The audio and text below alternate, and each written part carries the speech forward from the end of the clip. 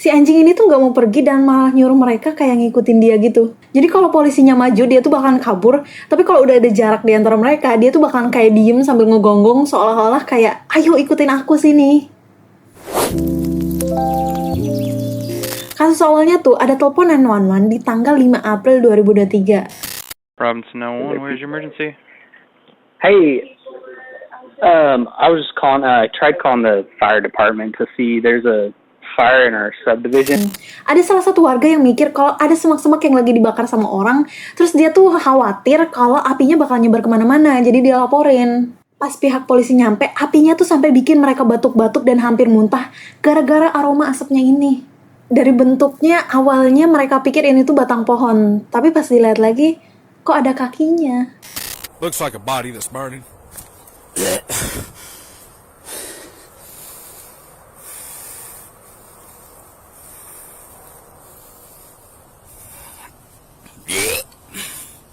Jadi mereka buru-buru matiin apinya, tapi jasad yang mereka temuin udah nggak bisa dikenalin lah. Pelakunya kan emang sengaja biar kasus ini tuh nggak bisa di-track balik ke dia gitu kan. Tapi kalau emang dia nggak mau ketahuan, kenapa dia bakar si jasadnya di lokasi yang masih kelihatan dari pemukiman warga? Selain itu dia juga nggak mikirin kalau anjing mini labradoodle ini bakal ngebantuin polisi dalam nyelesain kasus ini sebagai satu-satunya saksi.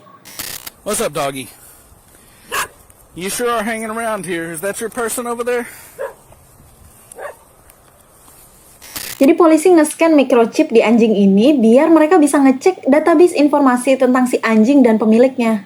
Dan ketahuan lah kalau si anjing ini namanya Titan dan pemiliknya itu Mandy Rose Reynolds.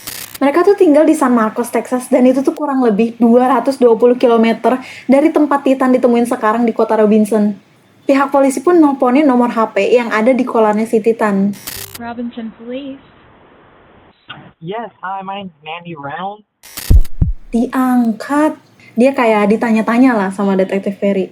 Dan Mandy bilang, oh iya pak, waktu itu tuh Titan kabur dari mobil pas kita tuh mau OTW ke Kansas. Tapi bagi detektif Ferry, ini tuh lebih gak masuk akal lagi karena kota Robinson ini jauh banget dari Kansas. Jadi dia tuh lanjut nanya-nanya sampai Mandy tuh kerasa kayak diinterogasi. I'm sorry you guys had to deal with that, but y'all just come, I'll come get him. What is it? I mean, 100 miles? So that's what I'm trying to figure out is so your name is Mandy Rose Reynolds. Sure. So about 1 o'clock last night, you and were at a rest stop. Oh, and Jesus Christ. Yes. What? I mean, what is the interrogation about? No, I'm just trying to make sure I understand why. You know what? That dog, that's my dog you guys have. Let's get that straight, detective. Langsung ditutup sama dia. Tapi sejam kemudian detektif Perry itu nelpon lagi dan dia tuh ngasih pengertian kalau Titan ini udah ditemuin di samping jasad manusia yang udah gak bernyawa. Tapi pas mau ditanya-tanya lagi, dia tuh kayak langsung sewot. Kok aku malah diinterogasi sih? Anjing aku tuh kabur, kok aku malah diperlakuin kayak pembunuh? Padahal kan detektifnya cuma mau tahu kenapa bisa anjingnya dia ada di TKP. Tapi Mandy-nya gak ngasih penjelasan sama sekali. Akhirnya detektif Perry bilang, Titan ini sekarang lagi ditahan polisi untuk kepentingan investigasi kasus pembunuhan. Jadi gak bisa langsung dijemput gitu aja, Bu. Mandy ngebales, ya udah aku telepon pengacara aku aja, dan langsung nutup teleponnya. Titan is on a police hold. You're not going to be able to get him out. Titan is on a police hold. That is correct. Well, then I will have my attorney call you. Setelahnya polisi langsung ngedatengin apartemen Mandy buat mastiin kalau misalkan Mandy itu beneran aman kondisinya. Ternyata apartemennya udah kosong. Kayak semua barangnya dia sama mobilnya udah nggak ada. Barang-barang Mandy ditemuin di tanggal 7 April 2023 di dalam sebuah truk yang ditinggalin gitu aja di pinggir jalan. Di titik ini mereka tuh udah dapat konfirmasi dental record kalau si korban ini adalah Mandy Reynolds. Jadi nggak mungkin orang yang mereka telepon kemarin tuh Mandy. Hasil otopsi juga menyatakan kalau Mandy ini tuh ditembak sebelum akhirnya dia tuh dibakar. Ayahnya Mandy bilang kalau dia tuh anaknya suka effort banget buat ngebantu orang lain. Dan dia tuh kayak outgoing banget. Dan kebukti bahkan setelah Mandy meninggal aja, si Titannya aja gak mau ninggalin sisi ownernya. Saking caringnya dia sama siapapun. Sebelum kematiannya aja Mandy tuh sempet nolongin sepupunya Derek karena dia tuh lagi struggling gitu secara finansial. Jadi dia tuh tinggal di apartemennya Mandy selama sebulan. Tapi dia tuh malah gak tahu terima kasih. Beberapa hari sebelum kematian Mandy, Derek ketangkep beli sekop bensin sama kontainer plastik. Di parkiran, Titan kelihatan kayak kepalanya agak keluar dari jendela mobil.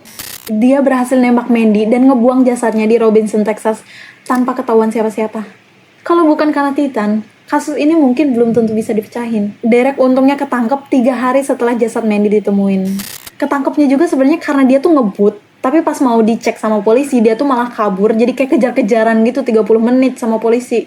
Derek tuh sampai nabrak di parkiran supermarket, dan polisi akhirnya turun dari mobil mereka dan ikut ngejar Derek juga. Get in your car!